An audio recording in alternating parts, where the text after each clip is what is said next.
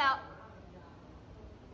กับเรียนครูที่เคารพดิฉันเด็กหญิงไกรรัตน์วิทยาค่ะดิฉันเด็กหญิงรุชยาเวชชาพันธ์ค่ะดิฉันเด็กหญิงสุภาพัฒน์ชาววิวจังค่ะดิฉันเด็กหญิงอภิสรามาตาและดิฉันเด็กหญิงวัชรินทร์แดงวันนี้พวกเราจะมาร้องเพลงอ้ายมาส่งทางของบนแคนแก่นคุณค่ะขอเชิญรับชมรับฟังได้แล้วค่ะ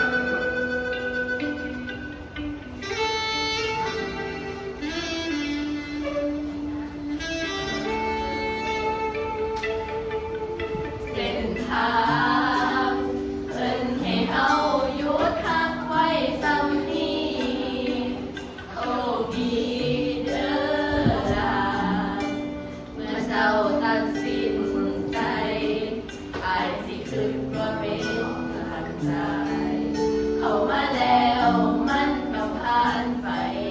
เพราะว่าหากมันไปบ่ได้สุดท้ายก็ต้องดู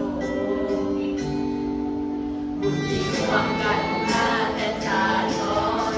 แต่มาพบกันเสียเจ้าไปต้องสละคำว่าตลอดไปอ้ายยอมให้จำอ้ายในน้ำผู้มาส่งทางได้มาสู่เทียงข้างเพียงแค่ผ่านที่บอกต่อไม่ร้ายกว่านั้นที่เราพอทางทางเป็นตาเดินนำมือนี้เบิดหน้าที่ของอายส่งทางอย่างไรกับคนใหม่ที่พ่อแม่ทาง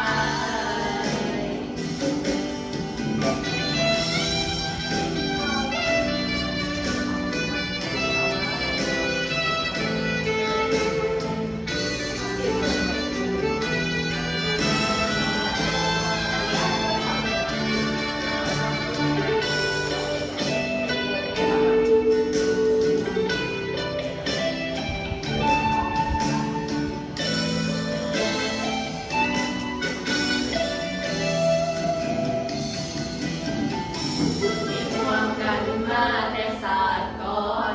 แค่มาพบกันเสียเจ้าไปต้องสละคำว่าตลอดไปอ้ายยอม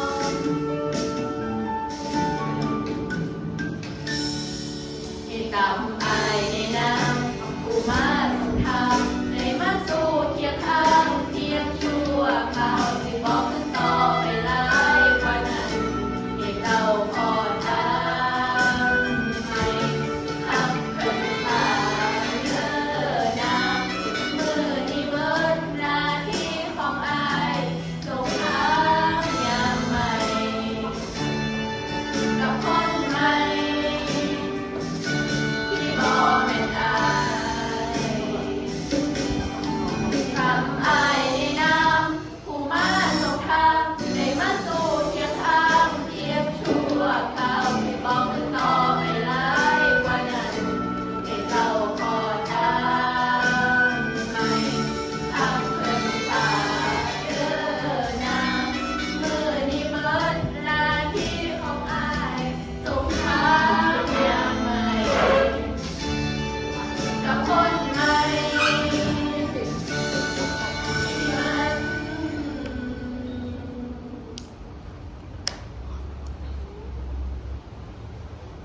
บ่แม่นอาย